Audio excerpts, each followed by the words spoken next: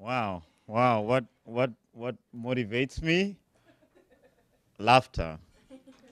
Um, Hearing people tell you something so serious and you laugh about it, then after that you're like, why am I laughing?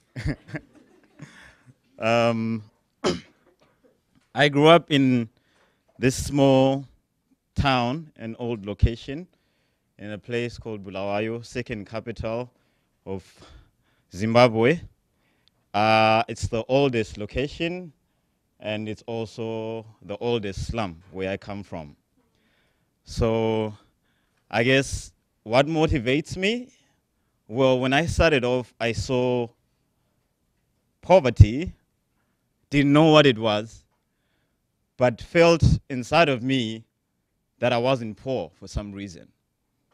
Felt that for some reason, from the things that I saw, the wire cars that I tried to make from the whatever junk you could grab hold of, the guns, unfortunately, you'd make out of bamboo sticks, and like I felt there was something rich inside that created. Whether at that time it knew how to create negatively or positively, I created. And I read books, and I read books, and read books, because I wanted to escape what at that time I thought was reality, before knowing that it was a construct. That people were not meant to grow up in such a place in the first place. That it was an experiment just to keep people constricted. That the beer halls that our fathers staggered out of, that the malls that our sisters went to and never bought anything but always talked about, oh, wow, I would love to get those stilettos but never got them in the end. That those dreams were superficial, created to make them feel like somehow they could get all these things that would make them forget that they're poor. I'm motivated by the fact that I didn't think I was poor.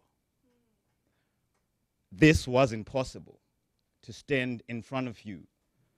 However, thousands or 10,000s of miles away from a place where people grow up and sit in trenches and drink opaque beer and dream just because they want to forget they're poor.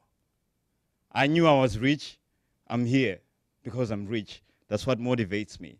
Whether I do get rich financially or not, whatever it is, if I'm rich inside here, nothing else outside of me will govern me and try to convince me that the riches I have here mean nothing. So that's what motivates me. This piece, I'm going to do is about, like in 2008, there were xenophobic attacks that occurred in South Africa against other nationalities from Zimbabwe, Nigeria, other places. And it got me thinking about those constructs. Like, what made them in the post-apartheid era to see another African as not like them? It was those constructs. It's not like they didn't see that.